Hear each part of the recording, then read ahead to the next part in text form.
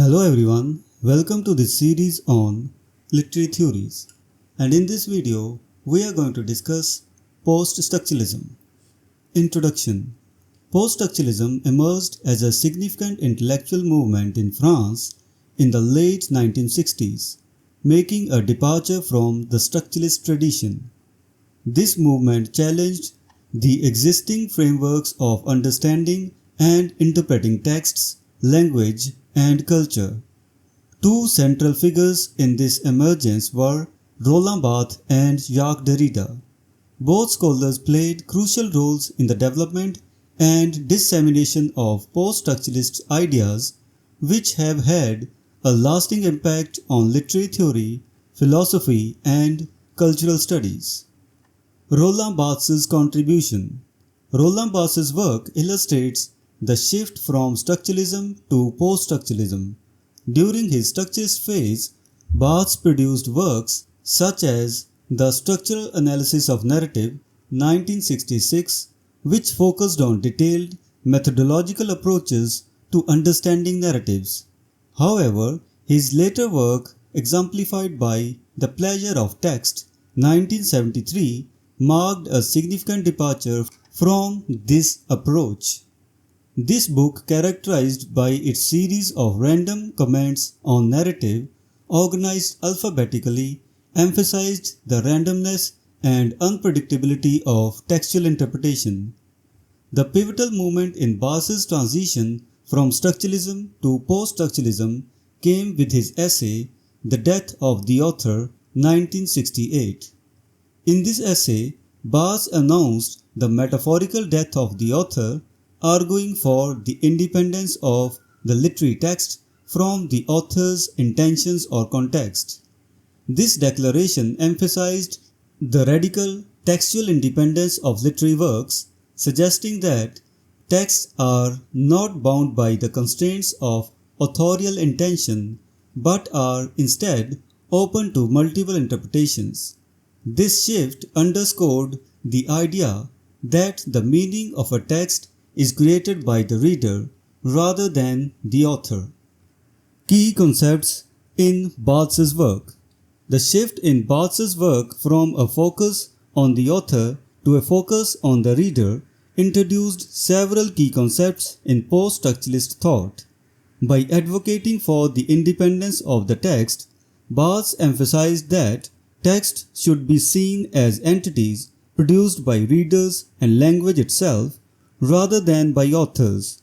This approach celebrates the free play of meanings and the escape from textual authority.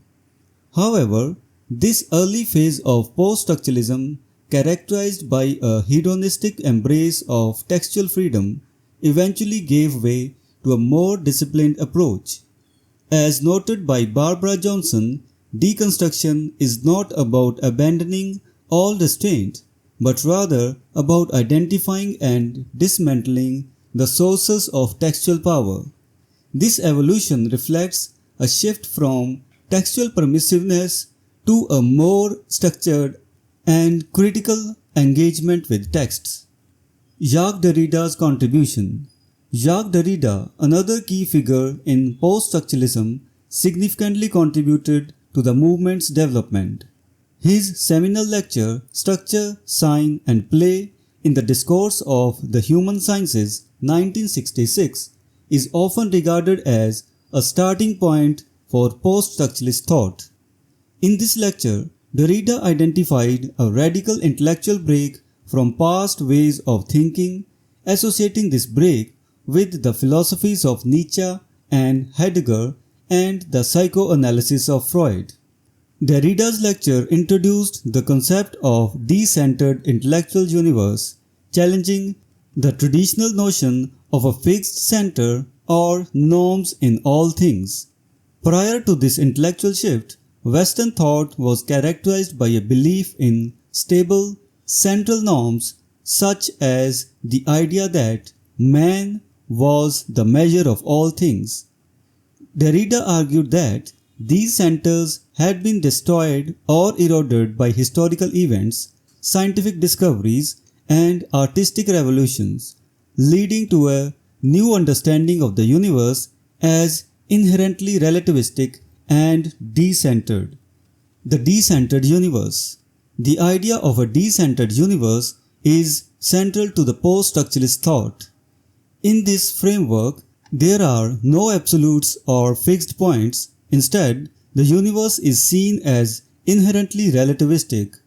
Historical events such as World War I and the Holocaust, scientific discoveries like the theory of relativity, and artistic movements such as modernism all contributed to the erosion of traditional centers and norms. In this decentered universe, traditional concepts of order and stability are replaced by a sense of free play, an ongoing process of interpretation and reinterpretation without a fixed center. This shift is liberating as it allows for multiple perspectives and interpretations, but it also challenges the notion of objective truth and certainty. Free play and relativism. The concept of free play is fundamental to post-structuralism. In a decentered universe, where no absolutes or fixed points exist, all interpretations are seen as equally valid. Derrida embraced this idea, viewing the decentered universe of free play as liberating.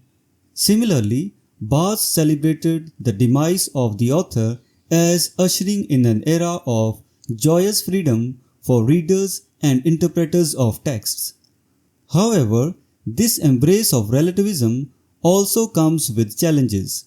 Post-structuralist writing often carries an apocalyptic tone, urging readers to face the uncertainties and ambiguities of the new intellectual landscape. This quasi-religious appeal emphasizes the need for courage and openness to enter a universe where interpretations are not anchored by any authoritative center. Derrida's deconstruction. Derrida's rise to prominence in post-structuralism was cemented by the publication of three influential books in 1967, Speech and Phenomena, of Grammatology and Writing with Difference. These books, though primarily focused on philosophical topics, introduced the method of deconstruction, a detailed and critical reading of texts that reveals their inherent contradictions and instabilities. Deconstruction became a central technique in post-structuralist literary criticism. By applying deconstructive methods, critics demonstrated that texts previously regarded as unified artistic artifacts are in fact fragmented, self-divided, and centerless. This approach aligns with the post-structuralist view of a decentered universe where texts reflect the complexities and uncertainties of interpretation. Implications of post-structuralism. The implications of post-structuralism are profound and far-reaching. By challenging the idea of unified authoritative texts, post-structuralism has reshaped our understanding of literature and philosophy. Texts are not seen as coherent, stable entities but as dynamic, fragmented, and open to multiple interpretations. This perspective reflects the broader post-structuralist view of the world as a decentered universe, where there are no guaranteed facts, only interpretations. In this context, the role of the critic or reader becomes crucial as they navigate the complexities of meaning without relying on a central authority for validation.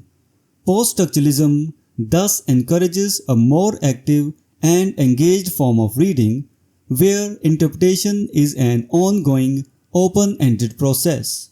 So this was the discussion on post-structuralism. We will meet in the next video and discuss some other topic. Until then, goodbye and thank you.